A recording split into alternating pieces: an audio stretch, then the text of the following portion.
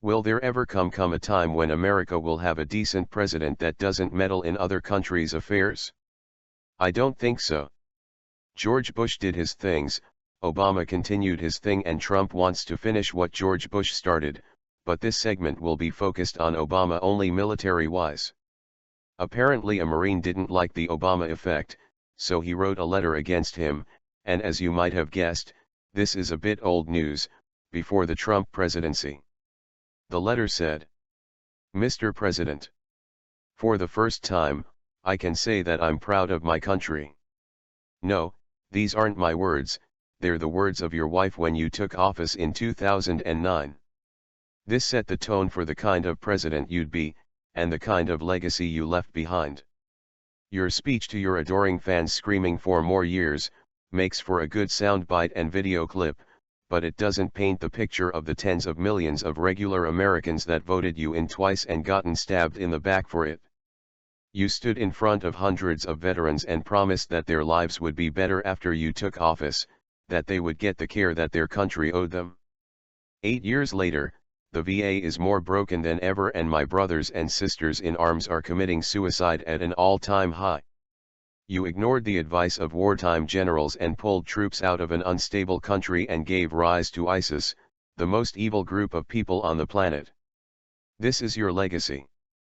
Our country is twice as much in debt as it was when you took office, to the tune of nearly 20 trillion. That number is so large that it may as well be monopoly money, and the only people that are footing the bill are our children, the ones that you cut off at the knees by taking millions in donations from bloated teachers' unions. You know, the ones who hire teachers who can't teach and can't be fired. This is your legacy. You said middle America clings to God and guns, while you waged war on both. You tried to pass yourself off as a Christian, while telling radical Muslim nations that practice Sharia law that you stand with them. This is your legacy. Wait, hold up, now this part was pure BS.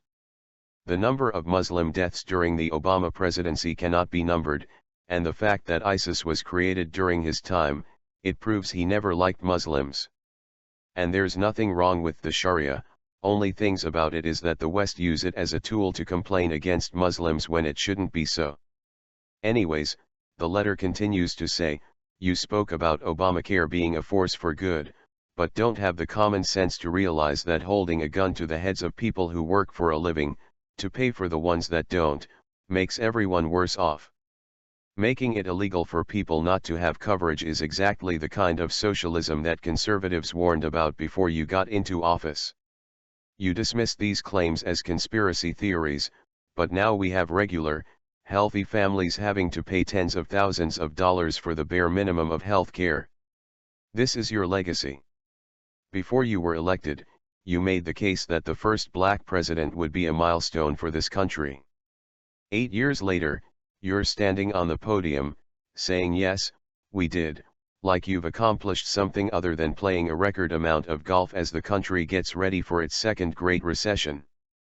This is your legacy. What may come as a surprise to you and the rest of the now far-left pundits that run the media is, the color of your skin never mattered to America.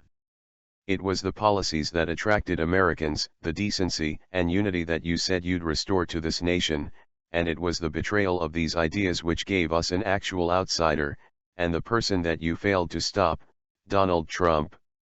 Your presidency was a wake-up call for America.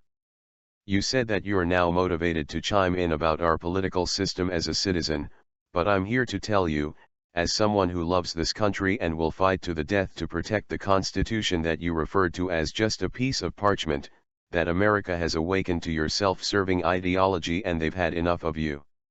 In 10 days, a new president will take up residence in the White House, and your 8 years of unconstitutional executive orders that sets violent criminals free, disastrous economic policies, and weak foreign policies will be erased. You will be the president that will be remembered by those too young to know any better, not as a champion and protector of our rights and Constitution, but as a celebrity. Everything you've done to this country over your 8 years will be wiped from the history books, and your legacy, as much as it hurts right now, will be nothing more than a distant memory. I wish you farewell, and I'm hopeful for the future of my country, which just proved that it deserves someone better than you. That's what the letter to Obama said.